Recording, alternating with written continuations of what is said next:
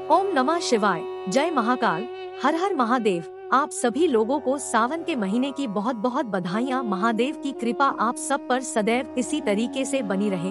आपकी सारी मनोकामनाएं पूरी जरूर हो। देखिए, सावन का जो महीना है वो बहुत ही ज्यादा पवित्र महीना माना जाता है, क्योंकि पूरी सृष्टि का भार महादेव के हाथों में होता है। और जो भी महादेव को अपनी भक्ति से प्रसन्न कर लेते हैं, मेरे देव आदिदेव महादेव उसकी झोली खुशियों से जरूर भरते हैं।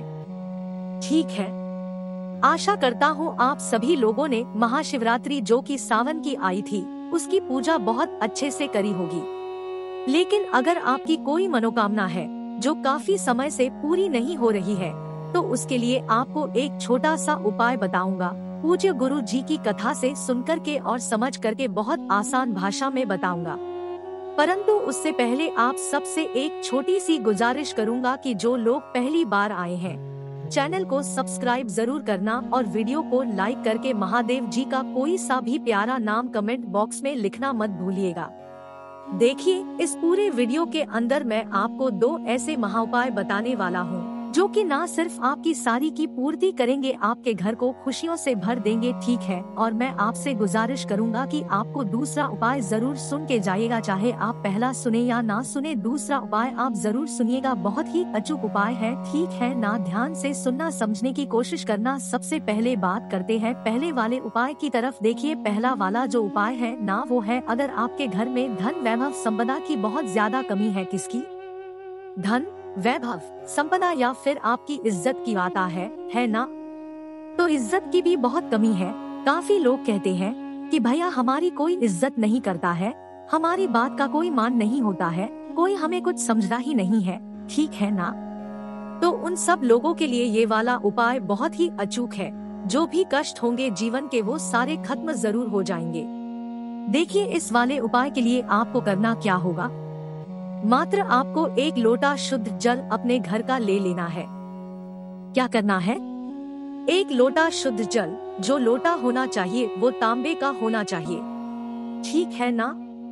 अपने घर का शुद्ध जल ले लिया और इसके बाद में आपको एक दीपक तैयार होगा। ये दीपक होगा किसका? मिट्टी का। इसके अंदर जो आप भरोगे वो भरोगे गाय माता का घी है ना, गाय माता का घी होगा। और जो बत्ती लगाओगे वो लगाओगे गोल बत्ती। ठीक है, इस तरीके से एक दीपक तैयार कर लेना। इसी के साथ आपको चाहिए होंगे थोड़े से चावल। अब भैया चावल कितने चाहिए? तो गुरुदेव ने बताया था आपको चावल की संख्या लेनी है 7, लेकिन सातों के सातों क्या होने चाहिए? अक्षत होने चाहिए। अक्षत का मतलब क्या है? जो खंडित ना हो ऐसे चावल चाहिए, ध्यान रखना। ठीक है ना? 7 चावल ले लेने हैं और थोड़ा सा ले लेना होगा गाय माता का घी। क्या लेना होगा? गाय का घी ले लेना है अलग से। देखिए, आपने दीपक के अंदर जो डाला है वो अलग है, ये वाला आपको थोड़ा सा ले लेना है।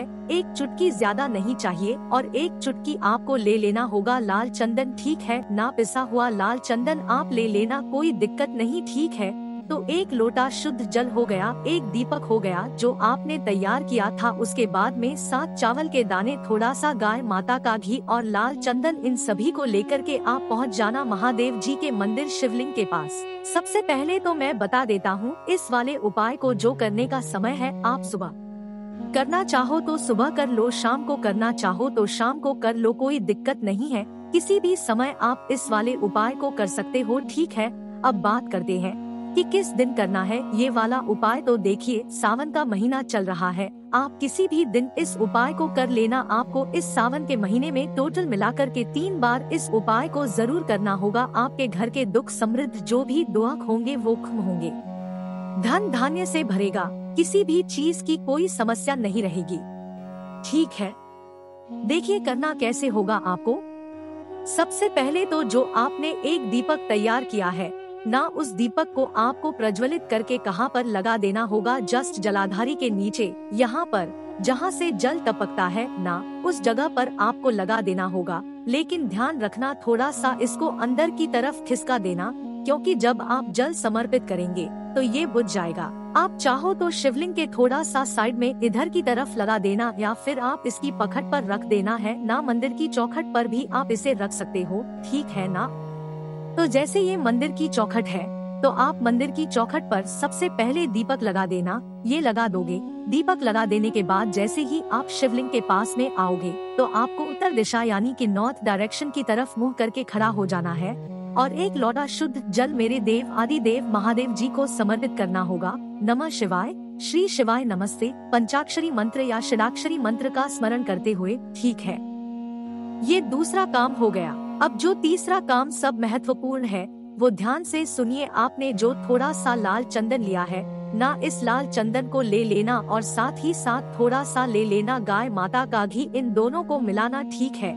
और इन दोनों को मिलाने के बाद ध्यान से सुनना, इन दोनों को मिलाने के बाद में जो पेस्ट बनेगा ना, आपको अपने दाहिने हाथ की सीधे हाथ की राइट हैंड की जो 3 उंगलियां होती है ना, बीच की छोटी वाली उंगली और बड़ी और अंगूठे को छोड़ करके जो बीच की 3 उंगलियां बची है, इन तीनों उंगलियों को इस लाल चंदन और घी वाले में आपको डालनी है। इन पर लगा लेना है अच्छे से। और माता अशोक सुंदरी का जो ये वाला स्थान होता है ना, ये होता है माता अशोक सुंदरी का स्थान। इस वाले स्थान पर आपको इस तरीके से ओम लिखना है। क्या लिखना है? लिखना है और आपको तीनों उंगलियां यहीं पर टच करते हुए, जब आप बिंदी बना रहे हो ना, तो तीनों उंगलियों को यहाँ पर टच करते हुए आपको अपनी जो भी कामना है वो आपको माता अशोक सुंदरी मैया से कह देना है और उनसे विनती करना कि वो महादेव जी से ऐसा कहे कि हमारी सारी की सारी समस्याओं को हल करे। ठीक है, जो व्यक्ति 2 से 3 बार इस उपाय को कर लेता है ना, ज्यादा दिन नहीं करना पड़ेगा, आपके सारे कष्ट दूर हो जाएंगे। मेरे देव आदि देव महादेव जी का इतना अचूक तत्व है।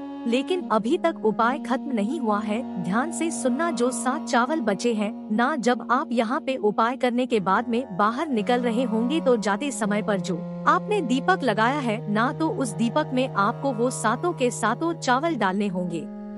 अपनी कामना कहते हुए समय आपको ये 7 चावल उस दीपक के अंदर डाल देने हैं। आपकी कोई भी कामना क्यों ना हो, पूरी जरूर होगी। घर में धन वैभव संपदा हमेशा बना रहेगा। अब बात करते हैं दूसरे वाले उपाय की तरफ। देखिए, दूसरा वाला जो उपाय है ना, ये सिर्फ और सिर्फ रविवार के दिन किया जाता है। उस वाले उपाय को तो आप कभी भी कर सकते हो, लेकिन ये जो है ना, ये रविवार का उपाय है। सबसे अचूक उपाय बता रहा हूँ मैं। सबसे अचूक उपाय आप 1 हफ्ते करोगे ना, अगले हफ्ते से अगले रविवार से आपके पास में धन की आवक आना शुरू हो जाएगी। आपके सारे जो भी दुख दर्द कष्ट है, धन से संबंधित जो भी समस्या है, वो कम जरूर होगी। रविवार के दिन आपको ये वाला उपाय जरूर करना चाहिए। ठीक है, इसके लिए क्या करना होगा? आपको लेना होगा एक तांबे का लोटा। इसके अंदर आपको क्या क्या डालना है, ध्यान से सुनना। इसके अंदर आपको डालना होगा थोड़ा सा गुड़। आप चाहो तो गुड़ का एक टुकड़ा आप ले लीजिए, छोटा सा, ज्यादा बड़ा है उसका छोटा सा एक टुकड़ा लेना और इस लोटे के अंदर डाल देना। तो सबसे पहले आप क्या डालोगे? गुड़ डाल दोगे, ठीक है। उसके बाद में आपको लेने होंगे थोड़े से चावल। अभी तक गुरुदेव ने इसकी कोई संख्या फिक्स नहीं बताई है। आप चुटकी भर चावल लेना और इसी के अंदर चावल भी डाल देना, ठीक है ना।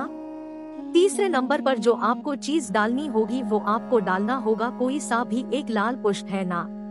कौन सा वाला पुष्प? लाल पुष्प कोई सा भी ले लेना, कोई दिक्कत नहीं है। जो मैंने आपको स्क्रीन पर बताया है यही वाला नहीं, आप जो चाहो वो वाला लाल पुष्प ले सकते हो, लेकिन लाल पुष्प लेना और उसको भी इसी लोटे के अंदर डाल देना, है ना। लाल पुष्प ये भी डाल दिया। और जो सब अंत में जो सबसे महत्वपूर्ण चीज है वो है ये लाल मिर्ची के दाने। जब आप ये लाल मिर्ची को फोड़ोगे ना, तो आपको इस तरीके से दाने नजर आएंगे, हैं ना। तो गिन के आपको 11 लाल मिर्ची के दाने लेना है और इनको भी आपको इसी लोटे के अंदर आपको डाल देना होगा। लाल मिर्ची के दाने कितने? लाल मिर्ची के दाने लिए आपने 11, तो गुड़ का एक टुकड़ा, थोड़े से चावल, एक लाल पुष्प और आपको 11 मिर्ची के दाने इस तरीके से इस लोटे के अंदर डाल देना है और बाकी के लोटे को अपने घर के शुद्ध जल से भर लेना है, ठीक है ना। अब रविवार के दिन जब आप सुबह सुबह नहा धो लो, सब कुछ कर लो, है ना, तो आपको सूर्य भगवान जी को अर्घ देना होगा इसी वाले लोटे से। लेकिन ध्यान रखना, आपका मुंह जो है वो कुछ इस तरीके से होना चाहिए कि वो सूर्य को तड़प में हो, ठीक है। और आपके जो हाथ है वो आपके सर से लगभग कितना ऊपर होना चाहिए?